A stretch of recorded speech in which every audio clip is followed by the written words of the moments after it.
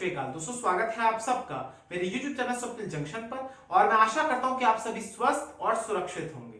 दोस्तों, आज की इस वीडियो में मैं आपसे बात करने जा रहा हूं उत्तर प्रदेश के बारे में। दोस्तों, उत्तर प्रदेश आप सभी जानते हैं कि देश का सबसे बड़ा प्रदेश है अगर मैं जनसंख्या के लिहाज से बात करूं, क्योंकि उत्तर प्रदेश के भीतर 20 करोड़ से ज्यादा लोग निवास करते हैं। और उत्तर प्रदेश ही देश का एकमात्र ऐसा राज्य है जहां से सर्वाधिक तौर पर सांसद यानी लोकसभा की सीट सबसे ज्यादा है वहां पर, और सर्वाधिक तौर पर 80 सांसद वहां से चुनकर आते हैं, जो कि भारत की राजधानी दिल्ली में बैठते हैं, संसद भवन में बैठते हैं, जिसे लोकतंत्र का मंदिर कहा जाता है। इसके अलावा अगर मैं इस सूबे की ही बात करूं तो यहां पर भी पूरे देश के कंपैरिजन में अगर तुलना में करूं तो सबसे ज्यादा विधानसभा की सीट्स हैं, यानी यहां पर 400 से ज्यादा विधानसभा की सीट्स हैं। सबसे ज्यादा विधायक भी इसी राज्य में है। फिर भी इस राज्य की जो कानून व्यवस्था है उसकी इतनी ज्यादा दुर्गति कैसे हो गई? आखिर मैं आपको कुछ बताऊं आगे इस पूरी वीडियो में इन तमाम घटनाओं के बारे में, लेकिन एक चीज का जिक्र जरूर करूंगा, क्योंकि उत्तर प्रदेश में वर्ष 2022 में चुनाव है, विधानसभा की बात कर रहा हूं। और अगर हम 2017 में देखें तो वहां पर भारतीय जनता पार्टी ने चुनाव जीता था और मुख्यमंत्री योगी आदित्यनाथ जी इस समय सत्ता में काबिज हैं, सत्ता पर काबिज हैं। लेकिन अगर आप देखें कि उत्तर प्रदेश के इतिहास में जब भी आप देखिए कि चाहे कांग्रेस आए, चाहे भारतीय जनता पार्टी आए, चाहे बसपा आए या फिर समाजवादी पार्टी आए, ये पार्टियां जब भी चुनाव के प्रचार में आती हैं तो हमेशा इस बात का जिक्र जरूर करती हैं कि वो प्रदेश में जंगल राज को समाप्त कर देंगी और केवल कानून का ही बोलबाला होगा, यानी कानून के राज को ही स्थापित करेंगी पुनः। लेकिन क्या ये चीजें होती हैं? क्योंकि इनके पास आइडियाज बहुत अच्छे हैं जो कि कानों को बड़े ही मधुर लगते हैं जब आप उनको सुनते हैं, लेकिन उसके बाद जब चीजें क्रियान्वयन की आती हैं यानी इंप्लीमेंटेशन का दौर आता है तो उसके बाद कहीं ना कहीं इनके पैर पीछे हो जाते हैं और कहीं ना कहीं ये लोग फिर जनता से कन्नी भी काटते हैं, ये बचते हैं जनता से। यहां पर मैं दोस्तों आपको बताना चाहूंगा कि जब से अनलॉक हुआ है, मुझे नहीं पता कि लॉकडाउन के दौरान भी कितने सारे अपराध हुए, क्योंकि कई सारे ऐसे अपराध होते हैं जो रिपोर्ट ही नहीं होते हैं। लेकिन मुख्य तौर पर अगर मैं आपको बताऊं तो लॉकडाउन जब से खत्म हुआ है, यानी अनलॉक की प्रक्रिया जब से शुरू हुई है, और उत्तर प्रदेश की अगर मैं बात करूं तो वहां पर कुछ ज्यादा ही ऐसे अपराध सामने आ रहे हैं जिसमें बर्बरता और जघन्यता बहुत ज्यादा है। और दोस्तों, यकीन मानिए कि जब मैं आपको इन जघन्य अपराधों के बारे में बताता हूं, सूचित करता हूं, तो उस समय मेरे भी रोंगटे खड़े हो जाते हैं, मेरा कलेजा मुंह को आ जाता है, क्योंकि मैं सोच भी नहीं सकता और आप भी कल्पना नहीं कर सकते कि आखिर एक व्यक्ति के भीतर किसी और व्यक्ति के प्रति जो नफरत का जो स्तर है वो आखिर इतना ज्यादा कैसे बढ़ जाता है कि वो उसकी हत्या करने को उतारू हो जाए। इसके अलावा महिलाओं की अगर मैं बात करूं तो ये लोग, ये दरिंदे, ये हैवान, ये लोग महिला का केवल रेप नहीं करते बल्कि उसको, उसके शव को, यानी जब रेप कर देते हो तो उसके बाद हत्या कर देते हैं और फिर हत्या के बाद उस शव को क्षत विक्षत भी करते हैं। यहां पर दोस्तों जिन घटनाओं का जिक्र मैं आज आपके सामने करने वाला हूं वाकई में बहुत ज्यादा, और ध्यान से सुनिएगा क्योंकि आपको विचलित भी कर सकती हैं। सबसे पहले दोस्तों मैं आपको बताऊंगा कि उत्तर प्रदेश के भदोही में, एक भदोही नाम का एक जिला है, वहां पर क्या सामने आया है। वहां से जो घटना सामने आई है वो ये है कि एक 17 वर्ष की एक किशोरी थी जो कि 2 दिन पहले अपने पशुओं को खेत में चराने गई थी और उसके बाद वो अचानक से वहां से लापता हो जाती है और फिर उसका शव नदी में तैरता हुआ मिलता है। सोचिए, और नदी में जिस स्थिति में वो शव मिलता है वो स्थिति इतनी ज्यादा आपको विचलित कर सकती है कि मैं आपको बता नहीं सकता, केवल मुंह से बताऊंगा, तस्वीरें नहीं दिखाऊंगा आपको, क्योंकि बहुत ही ज्यादा डरावनी तस्वीरें हैं वो। और आप देखिए कि उस युवती का जो शव है वो अध जला हुआ है, यानी आधा जला हुआ शव है वो, और नदी के ऊपर तैर रहा है। वरुणा नाम की एक नदी है जो कि वहां पर बहती है, और उस नदी के ऊपर इस युवती का शव बह रहा है। इसके अलावा जब शव को बाहर निकाला गया तो देखा गया कि युवती का जो चेहरा था उस पर तेजाब डाला गया था और उसका जो शरीर का ऊपरी हिस्सा है उस पर भी तेजाब डाला गया था ताकि उसकी पहचान ना हो सके। और इन अपराधियों की आप मानसिकता देखिए, इनके मंसूबे देखिए आप, कि इन्होंने इस उद्देश्य से उसे तेजाब से जलाया ताकि कोई शिनाख्त ना कर पाए और ये बच जाए। यहां पर दोस्तों मैं आपको एक चीज और बताना चाहूंगा कि जो परिजन है इस युवती के, इस किशोरी के, नाबालिग किशोरी है ये, और इन्होंने कहा है कि एक भट्टा व्यापारी है, यानी भट्टा का कोई वहां पर कारोबार करता है, उस व्यक्ति पर और उसके साथ कुछ और उसके जो साथी थे उन पर इस युवती के, इस किशोरी के परिजनों ने आरोप लगाया है कि उन्होंने ही इस युवती के साथ सामूहिक बलात्कार किया और उसके बाद हत्या कर दी और फिर उसके शव को जलाने का भी प्रयास किया। और आप सोचिए दोस्तों कि जब पोस्टमार्टम की रिपोर्ट आती है तो पुलिस कहती है कि हत्या की पुष्टि नहीं हुई है बल्कि डूबकर मौत हुई है। ये कैसा लोकतंत्र है हमारा, ये कैसी फिल्मी स्टोरी, ये कैसी फिल्मी भूमिका ये लोग बांधने का प्रयास कर रहे हैं। कोई डूबकर मरता है तो क्या वो अपना शरीर जला लेगा? ये तो कॉमन सेंस की बात है।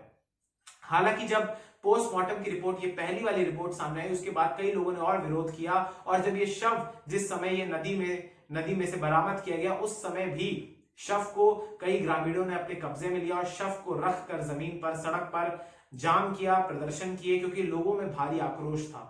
इसके अलावा एक चीज और मैं आपको बताना चाहूंगा कि इस युवती की, यानी इस किशोरी की जो पोस्टमार्टम है, उसका दोबारा पोस्टमार्टम किया जाएगा, दोबारा पंचनामा किया जाएगा, और उसमें फिर देखते हैं कि क्या क्या नए नए निष्कर्ष सामने आते हैं। लेकिन प्रथम दृष्टि में यही सामने आ रहा है कि इस युवती के साथ पहले गैंगरेप किया गया, इसके बाद इसकी हत्या कर दी गई और फिर इस किशोरी के शव को जला दिया गया ताकि कोई भी शव को पहचान ना सके। ये तो घटना दोस्तों आपने भदोही की सुनी। इसके बाद मैं आपको आगरा लेके चलूंगा। आगरा से जो घटना सामने आई वो आज ही सामने आई, और वो है एक डॉक्टर से संबंधित। दरअसल दोस्तों एक महिला डॉक्टर है, वो, उनका एक और डॉक्टर के साथ, यानी अन्य डॉक्टर के साथ प्रेम प्रसंग चल रहा था। अब आप देखिए कि जब जो मेल डॉक्टर है, यानी जो प्रेमी है, उसने क्या किया, उसने दबाव बनाया इस युवती पर, यानी जो महिला डॉक्टर थी। आगरा में ये प्रैक्टिस कर रही थी, और वहां पर इस युवक ने इन पर दबाव बनाया कि वो इनके साथ विवाह करें। और जब इस युवती ने, यानी महिला डॉक्टर ने इंकार कर दिया कि वो शादी नहीं करेंगी, उसके बाद इस पुरुष डॉक्टर ने, यानी इस प्रेमी ने, इस हत्यारे ने उनके सर पर वार किए, उनके मुंह पर, उनके चेहरे पर वार किए धार चाकू के साथ।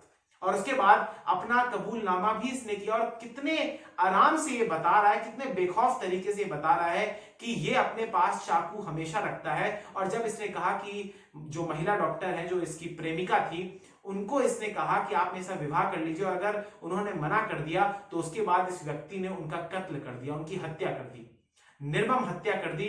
और उसके बाद इनके शव को, यानी महिला डॉक्टर के शव को एक अज्ञात स्थान पर फेंक दिया, जो कि आगरा शहर से थोड़ा सा आउटस्कर्ट्स पर था। और उसके बाद जब सुबह शव को देखा गया, फिर पहचान की गई, तो पाया कि ये तो वही महिला डॉक्टर है।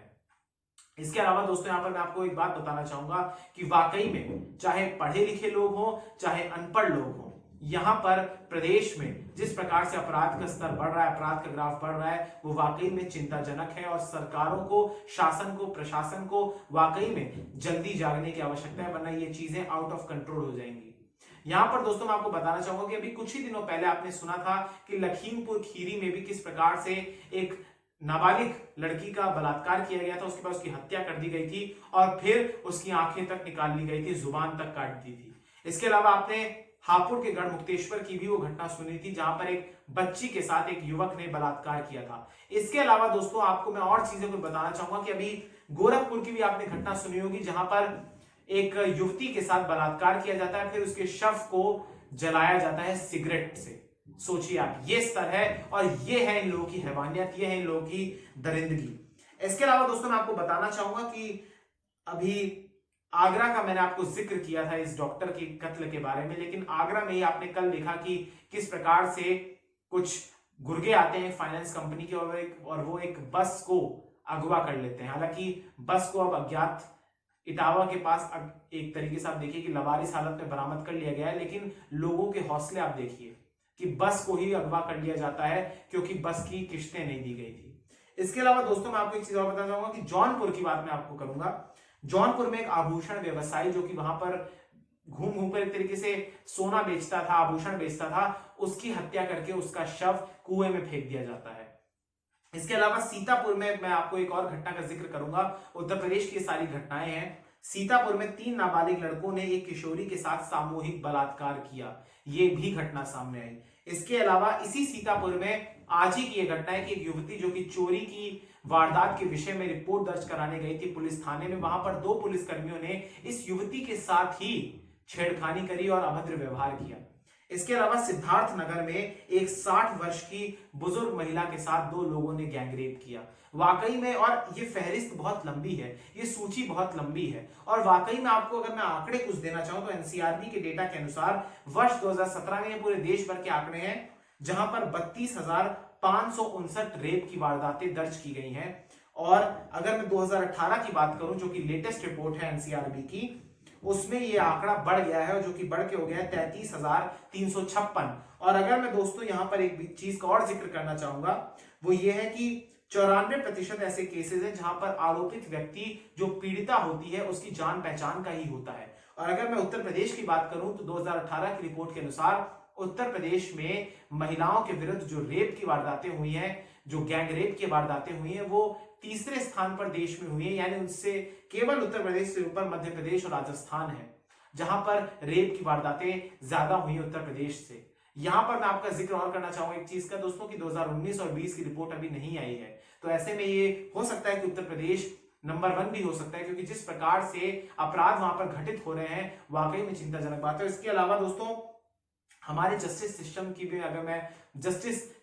भी अगर मैं बात करूं तो एक बड़ा ही दुख होता है, क्योंकि वहां पर लंबे समय से मामले लंबित पड़े रहते हैं। बड़ा ही स्लो और पुअर जस्टिस सिस्टम है हमारे देश का, क्योंकि चाहे आप इसमें पॉक्सो एक्ट को देख लीजिए, क्योंकि निर्भया 2012 के केस के बाद सभी को ये लगता था कि शायद इस देश के भीतर रेप की वारदातें अब नहीं होंगी, या होंगी तो शायद वो उस स्तर पर नहीं होंगी। लेकिन आए दिन यहाँ पर रोजाना अगर आप अखबार खोल लें, आप टीवी देख लें, आप अगर मोबाइल पर किसी न्यूज वेबसाइट पर चले जाए, तो आपको रोजाना ये चीज दिखेगी कि भारत में हर लड़की हर दिन किसी ना किसी लड़की के साथ, किसी ना किसी महिला के साथ ऐसी घटना जरूर होती है, जो कि वाकई में पूरी इंसानियत को, पूरी मानवता को शर्मसार कर देती है। इसके अलावा दोस्तों मैं एक चीज और आपको बताना चाहूंगा कि यहाँ पर जो प्रमुख कारण है वो ये है कि कन्विक्शन रेट हमारे देश का दोस्तों बहुत ही कम है, और 27.2% मामले ही ऐसे होते हैं जहां पर पीड़िता को न्याय मिल पाता है, यानी मामले को एक तरीके से जस्टिस मिल पाता है उस पीड़िता को भी। और 27.2% का जो कन्विक्शन रेट है वो बहुत ही कम है,